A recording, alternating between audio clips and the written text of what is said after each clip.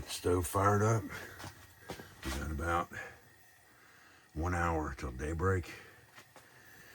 It is opening day in Ohio, the deer gun season. I'm so ready. Get myself some hot chocolate and coffee cut mix here and stick in the old thermos. Get that shoved in the backpack for the road today. And from the wall tent, we're gonna go northwest to a spot I've got picked out on a ridge. And hopefully we're gonna have something come across fairly early this morning.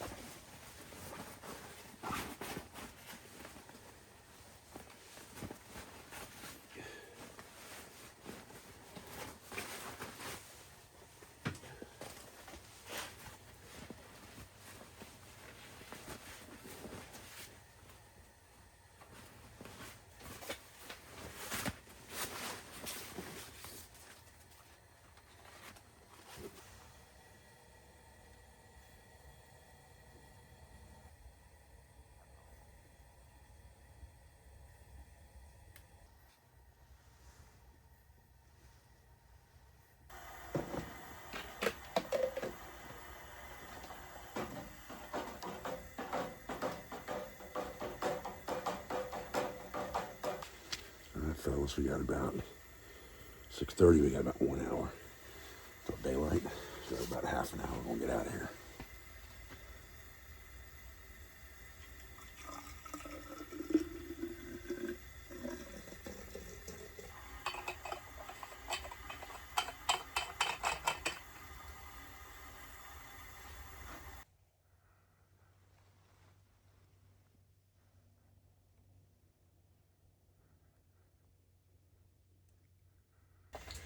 Well, no dice today. A lot of walking, a lot of looking, a lot of glassing, nothing. So, it's supposed to snow tonight. See what happens tomorrow. So, there's one thing we should talk about this afternoon about these deer. There's the three things that you have to think about when you are looking at hunting out here where I'm at. First of all, there's lots of places in Ohio that you could probably kill a doe on any given day fairly easily, especially if you went to private property, farmland, where the land's not disturbed at all except during the planting and harvesting season, and there's mass crop on the ground or crops from that field on the ground, does, bucks feeding that area. You've got a blind, you've got a tree stand, whatever the case may be. You could probably take your pick of a dozen does and a couple bucks on any given morning, opening day. Easy enough, all right, given. However, what I want you to think about is a couple things here, all right? Number one, EHD came through this area not long ago, and that caused a lot of deer to die off, right? I haven't seen too many deer out here since that time. I've seen a few, couple, but not too many. The other thing you have to remember is that this property butts up to or is adjacent to public ground. It's that 4,000 acre wildlife area we talk about. And so opening day of gun season, you get hunters in there making the deer go crazy. Now, you'd think they could run some of them back onto this property or that would happen and you'd get a shot, right? Well, I didn't see that happen today. Typically, that's a pretty good strategy. However, not today. The next thing you have to think about is on this property is that we use this property for classes almost bi-monthly, or twice a month. So we generally have people in these woods that we're hunting right now, navigating, collecting resources, doing different types of mini seminars and things like that during our courses. So the wildlife here is pushed a lot, okay? And it's bounced around a lot, it's spooked a lot. So hunting out here, especially in traditional fashion, we're talking about no camouflage, no ground blind, no tree stand, no scope, lever action gun, walking, hunting, all right? To kill a deer in those conditions is pretty hard to do. Now, I'm really disappointed I didn't even see a deer today, because generally at least I would bump one or something I didn't see before I got to it. That didn't even happen today. Never even saw the first deer.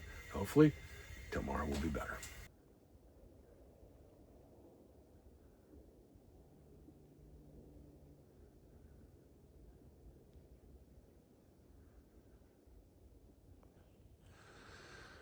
You know, I spent 12 hours out here yesterday and never even bumped a deer, never saw a deer.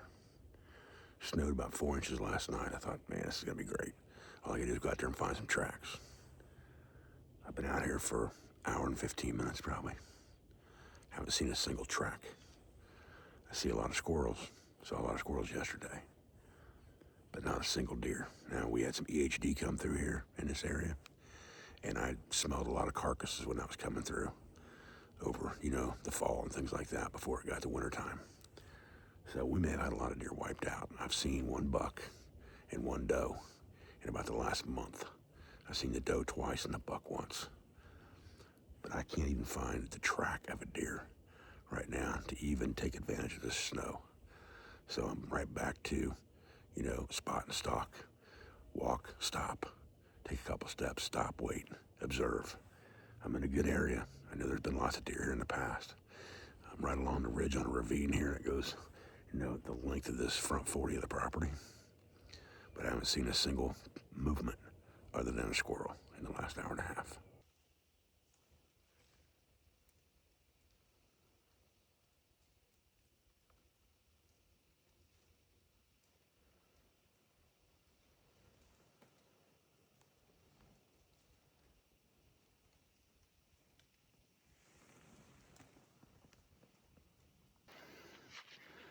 All right, so I came down this ridge, and there's some tracks right over here beside me. And we're coming down through here and going down into this ravine. So that's really the only set of tracks I've seen all day. I'm just gonna sit tight here and maybe I'll come back this way. Maybe it won't, but I got a good vantage point here and I haven't hunted this weekend at all, so we'll see what happens. All right, Henry 357 gets the job done. Right there's the blood, and the doe's laying right there in the creek. Did not go one step after I shot her. Well, there's one piece of gear that I got to tell you came in absolutely clutch. Besides, obviously, my Henry 357. This rope and toggle that I keep in my pocket, a 6-foot utility cord, bowline on one end, double overhand stop knot on the other with our T-toggle that we've talked about in lots and lots of videos. Unfurling this thing right here, wrapping this around the deer's neck, and then pulling that T-handle up to the other end and grabbing that between your fingers with gloves makes a fantastic deer drag.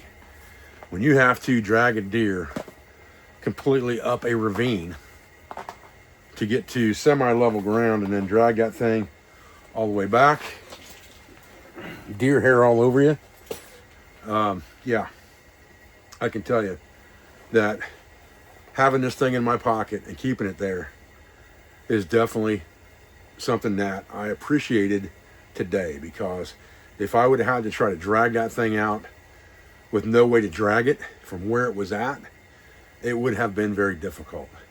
Some of these ravines out here are fairly steep and fairly deep. If you look at that footage I looked at it a few minutes ago where I shot that deer, you can see there's a plateau where I shot that deer that just immediately started squirting blood, fell down and slid down the hill all the way into the water. So I had to come up the other side of that through the mud, bank and all that stuff to get that deer out up to the area where I was sitting when I shot it, and then take it all the way the rest out of the woods to at least a trail I could get the four-wheeler to from the wall tent. All right, listen guys, I'm going to make myself some coffee here and get this deer processed before it gets completely dark outside, and we'll pick this video up tomorrow and talk more. Meanwhile, I appreciate your views. I appreciate your support. I thank you for everything you do for our school, for our family, for our business, all of our sponsors, instructors, affiliates, and friends. I really appreciate you guys, and I hope you have a great holiday. Stay tuned for part 2 of this video. We're going to cook up the deer's heart on a Sunday video, so be ready for that. I'll probably try to release that about 9 o'clock Sunday morning. Meanwhile, I'll see you guys on the next video.